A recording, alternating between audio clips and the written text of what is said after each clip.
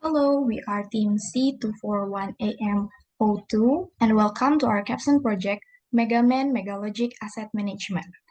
Okay, next.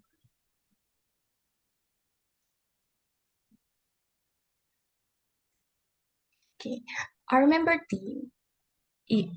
teams are Naufal, Vincent, Diana, Fauzi, Hagi, and me, Keja Alodia. Okay, next. Okay, due to the frequent cases of the company asset loss and theft, motivated us to create a solution. However, we recognize that one of the significant challenges is the difficulty in monitoring assets in real time, especially across different locations. To address this, we will present our solution. Okay, please next the slide. The Megaman. Megaman, or Megalogic Asset Management, will help organizations to manage and track their asset lives. Okay, next. And in this project, we have divided the roles into two categories, admin and user, each with their respective features. Next. Megaman will use tracker to track mobile asset, and this tracker device is an Internet of Things gadget consisting of three main components: an ESP32 chip, a GPS module, and an OLED display. The ESP32 is programmed with Arduino code to connects to Wi-Fi, process GPS data, and sends post request to our backend server. For the GPS module, we use the Rush FPV GNS module with the u-blox M10 engine. The OLED display shows the current longitude and latitude from the GPS as well as SSID of the connected Wi-Fi network. All the components are powered by this power bank. Here, the tracker uses GPS to get the current location data and send it to our backend server. If the server fails to receive a request, the tracker caches this request and send it later.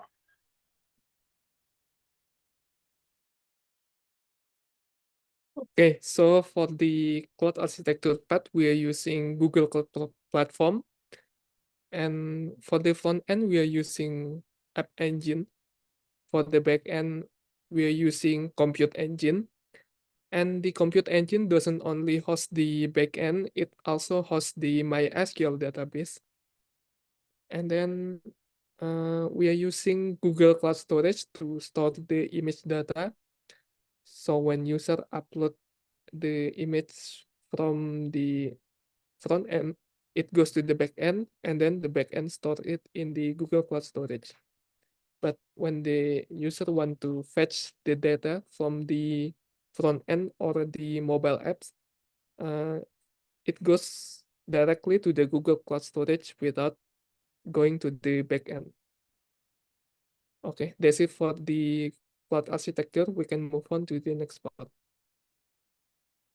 Okay, and the next one is mobile development. The application that we use is Android Studio Jellyfish version, and the language is using Kotlin, and the API is can view in the screen, and the authentication is using from API. Okay, next.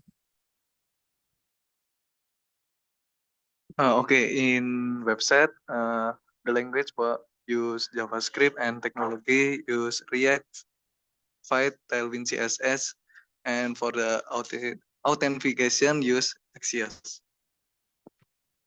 Next. Okay, and the next one is the scheme of mobile development. The first one is UI controller activity or fragment that view model is taking the data from there, and then repository taking data from view model, and then remote database sources taking data from repository. Okay, next. Okay, so here is the app screenshot. The first one is login, and then login success, and then location, and then live location. Okay, the next one is scan QR permission, and then the result of detail assets from scan QR. Okay, next. For the web screenshot, firstly, in login page, this page feature a simple form where user enter their email and password. Next, in the dashboard, display a comprehensive list of approved asset, detail their name, description, the price and purchase date. Additionally, in the add new asset, here user can fill the name, description, price and purchase date. Next, in approval asset. In approval asset, this page lists all unapproved asset awaiting validation. Its asset entry include accept or decline button. Next, in history page and map. In history map, provides the detailed table list all CRUD operation, and the map. Finally, in the map page offer a visual representation asset of location. The map feature marker indicating the first and last position asset based on tracking data.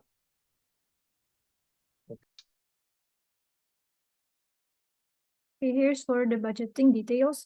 For this project, we bought 8 items with the total price around 420,000 rupiah.